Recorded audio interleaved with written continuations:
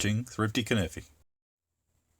Hello everyone and welcome to Thrifty Kaniffy. Well, today we're going to be taking a look at this wonderful Sears stockman that I won from a giveaway from Warthog, and diving deep into it. But first off, I want to give a shout out to Warthog.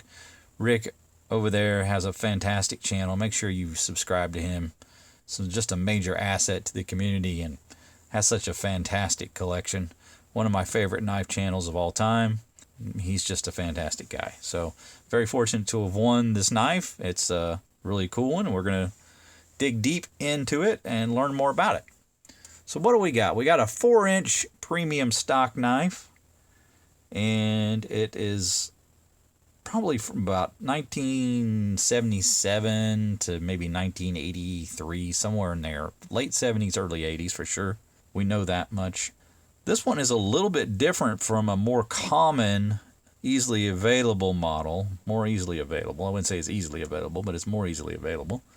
They made a Sears Craftsman model. The number of that was 95044. But this particular one came as a gift set, a 2-piece set, along with a dog leg jack. And I'll show you a picture of what the original packaging looked like. Obviously, I got this off of Warthog's video, this photo, and he had shown that, he was kind of contemplating whether he should open the box or not. A little bit concerned about whether the back side of the knife was getting patina, or corrosion. So I think he finally freed these things in fear that maybe they might be getting in bad shape, leaving them in the package. To everyone's relief, nope, that is not the case. These two knives were in good shape. So this particular one that we're looking at is 95304. And we can look at the tang here. You see it says Sears.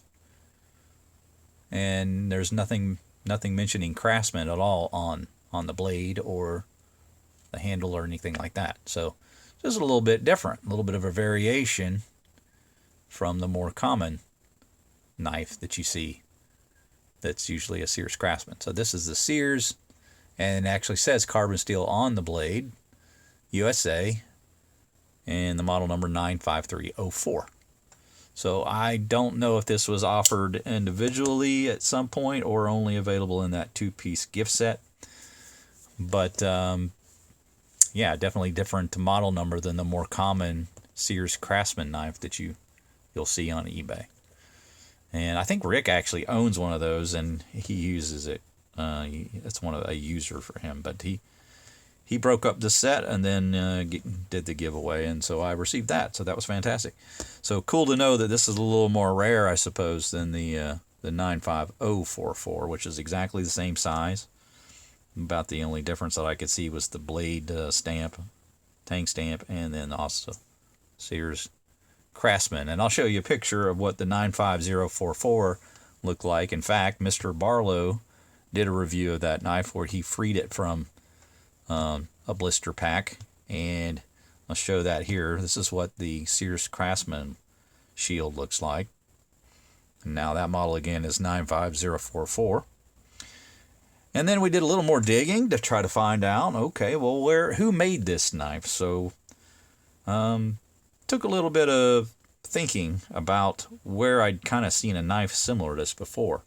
And it finally came to me that this is almost identical to an Imperial Frontier model 4432.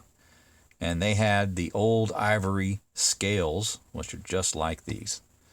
Just sort of an off-white cream color. And they were being offered at that same point in time by Imperial. Now you're thinking, okay, well then that would mean that Schrade made the knife. Well, you'd be wrong, because the Imperial Frontier series was sort of an upscale series for Imperial. They were trying to have a line of knives that was a little higher end than their normal open stock knives. And so they took to Camillus to make those knives for them. So they were actually commissioned to be made by Camillus. So Camillus made these knives. Now, one of the things is in that Mr. Barlow video that he points rightly out is that this has the double liner on it on the bottom side, and that was something that Camillus did And the reason they did that is to make the cavity of the knife just that touch bit wider. They needed just that extra bit of room to fit in the blades, because you can see these are fairly thick stock knife, fairly thick stock premium stuff. And if you compare that to, say, an 80T, which was made by Schrade, you can see that these are the body of the knife is wider and the blades themselves have a thicker stock. So not made by Schrade, not made by Imperial, made by Camillus. So yeah, I think these were just spat out on that same production line that the Frontier knives were being made at that time. And again, so this is kind of a special knife, a little bit weird in its history, because it wasn't actually a knife offered by a Schrade brand, but not made by Schrade, made by Camillus. And also with this being in the 2-pack, you had a little different shield on it than the normal Sears Craftsman knife that Mr. Barlow opened up and that Rick uses to carry. So pretty cool stuff. Had to do quite a bit of research to figure all that out. And I want to, give a shout out to the Levin's Guide to kind of point me to look at what the Frontier wording said for where it was made, because that basically cinched it that, yes, indeed, this was made by Camillus. Now, one of the other little telltale signs is that you have that swedging on one side of the blade. And I remember from some talk about the Buck 301 where, you were comparing the Schrade-made Buck 301s to the Camillus-made 301s, and they had that one side little swedge. So, yeah, that was my first indication it might be made by Camillus. Now, there is one small difference between these and the Frontier knives, and that is that I see a lot of the Frontier knives have the match strike on the long pull there. This one does not. It's just a standard type of long pull. But that is essentially about the only difference between this and the Imperial 4432, which is the old ivory premium stock knife that they offer in the 4-inch scale. So yeah, these are 4 inches long, and you've got some beautiful carbon steel blades. Fantastic. Let's look at that blade edge. Really nicely done. Just has a quality feel to it. Really good snap on the main blade. Just ever so slightly over 3 inches. No half stops or anything like that. Good snap and pull on the main blade. Secondary blades, not as nice. They're a little loose. Say there's about a 4 pull on the sheep's foot. And, the snap's rather weak. And then, of course, the spade blade. It's about a 4.5, maybe a little stronger than the sheep's foot. And again, a pretty weak snap on the close. Now, when these were in the box, the blades were opened up. So I don't know if maybe that somehow weakened the spring a little bit. I'm sure it probably didn't help.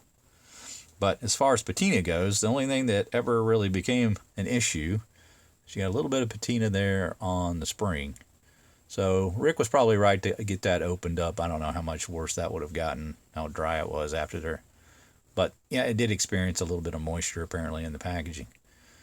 But I thank him for opening it up, because otherwise he probably would never have given it away, and I would never have won it. So it was nice to have the opportunity to win this. So yeah, just a fantastic stockman. Let's take a look at the measure of these other two blades. Now this, like I said, 4-inch stockman, so your premium stock. Got a 2-inch spade blade, cutting edge, about 1 3/4 there. And then on the sheep's foot blade, a little over 2 inches, about 2, not quite a 2 1/4, but a little more than 2 1/8. And then you got a cutting edge just over 1 3/4, just slightly over. But overall, just a fantastic quality knife. The blade snap, it's not as nice probably as it was before it had been left in the packaging for as long as it is. I think that's probably what it was, is that spring got weakened a little bit from it being opened up. But main blade didn't seem to be affected. So maybe I'm wrong about that. But in any case, very nice little stockman here. Very happy to have it. And now I'm kind of curious, maybe I'll get the Frontier model 4432 to kind of have a nice matching stockman with it. Kind of be a good pairing for it. Or perhaps even get the 95044 with the different shield. But yeah, you got brass pins, nickel silver bolsters, nickel silver shield there, brass liners, of course that double liner on the bottom there, carbon steel all across, and yeah, the blades are in fantastic shape. No pitting, no rust, not really any patina on them, honestly, at all. They don't even look like they've darkened, really. So yeah, cool prize from Warthog. Really happy to have received it. So thank you again, Warthog, and make sure you're going and checking out his channel if you haven't already do so. Make sure you check out my channel too if you haven't already done so. And give me a like if you like this video. Subscribe, hit the bell to be made aware of videos when they drop, and we'll see you next time. Take care.